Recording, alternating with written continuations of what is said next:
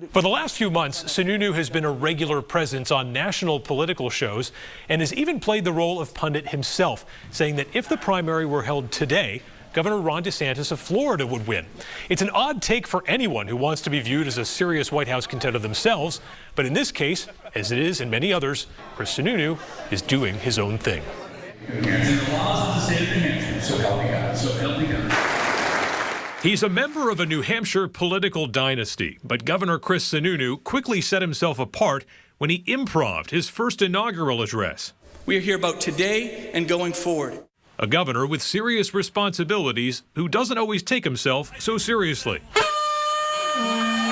This familiar style through politics and a pandemic earned him a broad base of Granite State support. And while the Sununu name is affiliated with service in Washington, from the beginning, he rejected the idea of climbing the ladder to D.C. Is governor the highest office you're going to run for? I don't anticipate running for another office ever again, to be honest. I have no interest in ever going to Washington, whether it's Congress, Senate. I don't have the tolerance for that. That focus on the 603, as the governor often calls New Hampshire, paid dividends with voters, as did an approach to President Donald Trump that was more measured and less reflexively partisan than many other Republicans.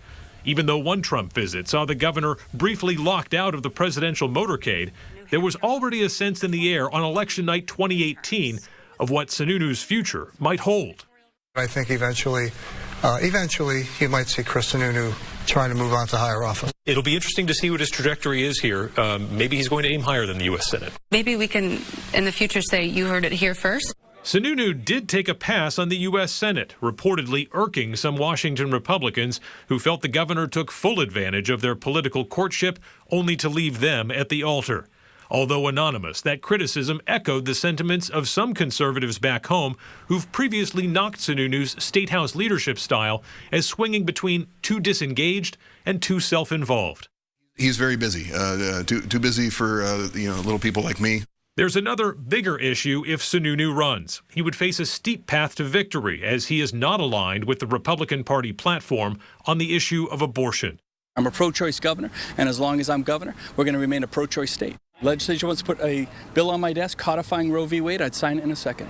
While recent polling shows most Granite State Republicans would prefer Sununu not run for president, the question keeps getting asked. The governor recently indicated what he'd really like to do is get on the stage for a presidential debate. I'll make some sort of firm decision sometime in the summer. I would love to debate.